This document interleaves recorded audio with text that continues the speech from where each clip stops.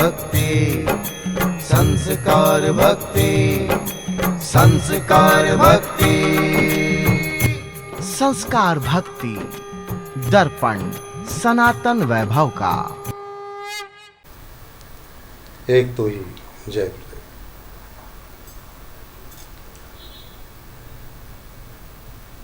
आज के एपिसोड में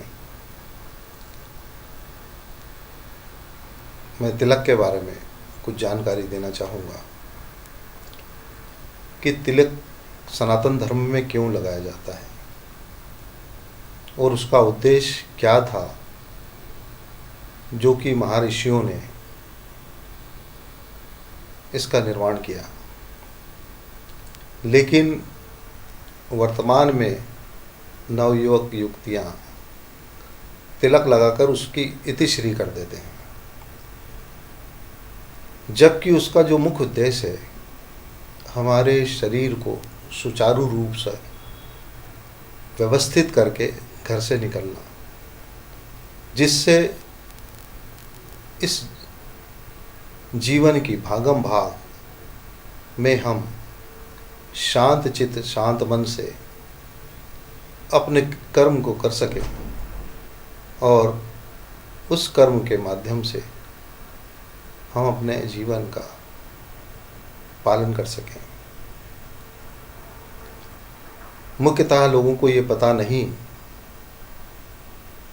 कि तिलक क्यों लगाना चाहिए। इसमें भी बहुत सारी भ्रांतियां हैं।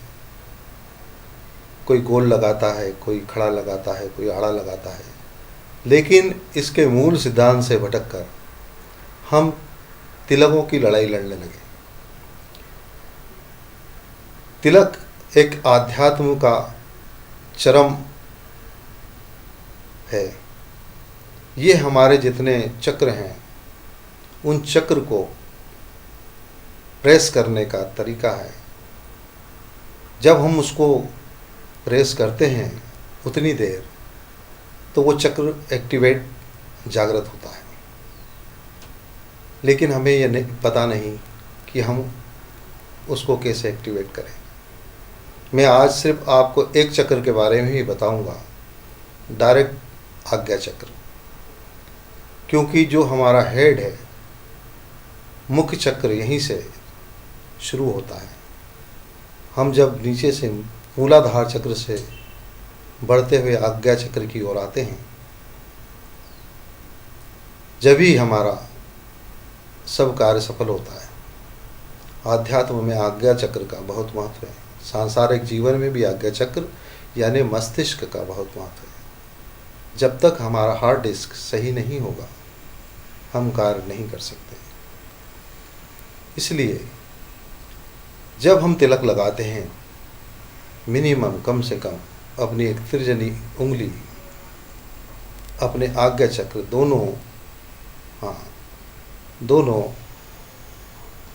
आँखों के बीच में कम से कम 5 मिनट लगा के रखें।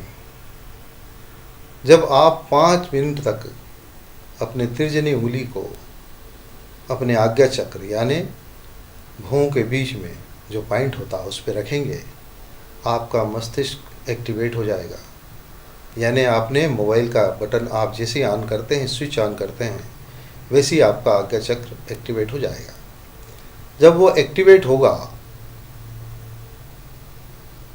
इसका तात्पर्य आपके दिमाग में शांति और जो भी आपके वर्तमान भाषा में, मोबाइल की भाषा में वायरस होंगे वो ख़त्म हो जाएंगे और आप सही दिशा में सोचकर सही कार्य करेंगे, बिना किसी झगड़े, बिना किसी क्रोध के। आप अपने कार्य को दिनचर्या में बदलकर सही प्रकार से लौट आएंगे अपने घर को। एक तू ही जय गुरुदेव।